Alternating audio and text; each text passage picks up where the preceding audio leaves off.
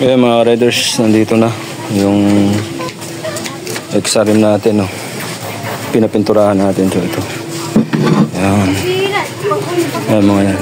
Pinapinturahan natin. So ngayon, kakabit natin kung anong kaya lang ikabit ngayong araw na to. Kasi medyo hapon na. Ayan.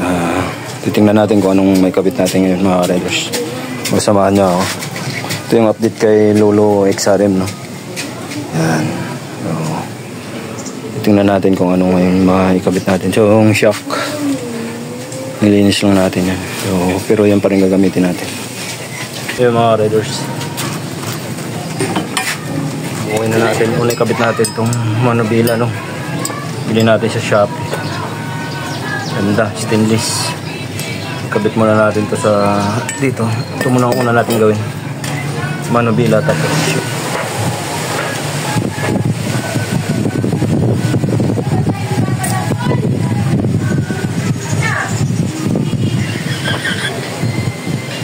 yung mga riders na ikabit na natin manubila. Sunod natin yung shock.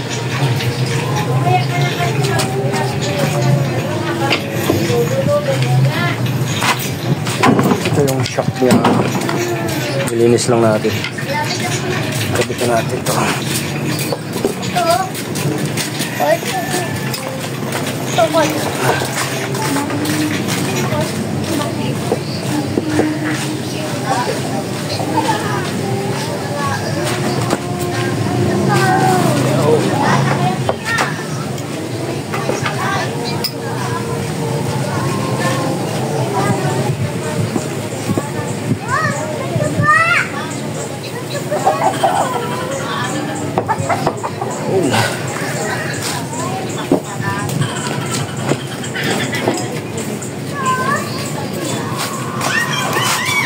Ayan siya guys, ikabit na natin.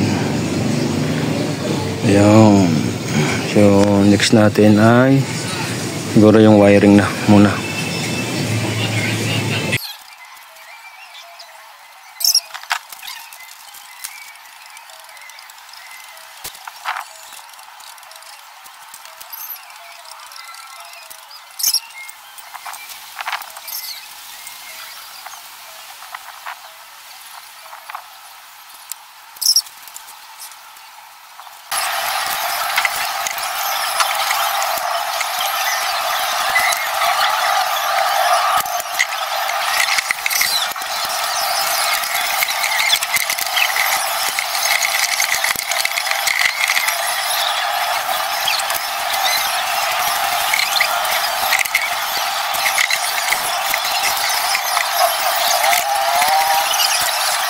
Guys, ibalik na natin yung tangke, itong compartment, tapos yung wiring.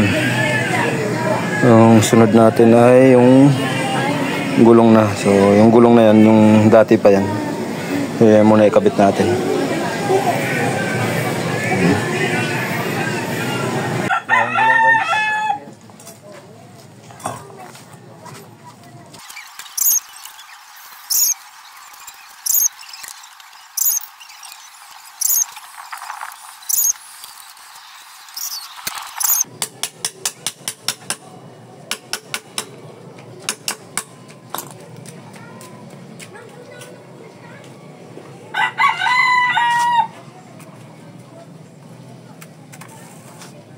Labot naman natin nyo guys, yung sa likod.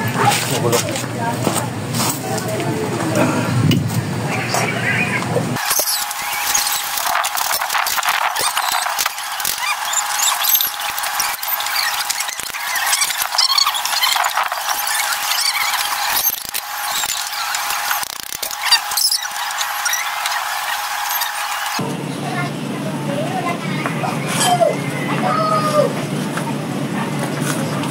Kabit natin yung makina guys.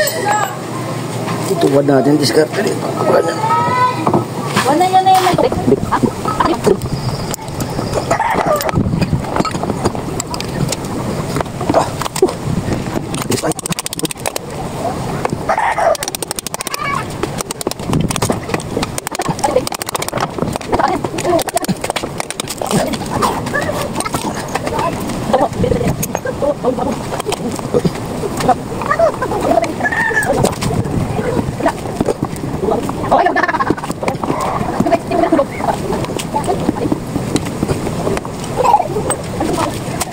Yung guys, update.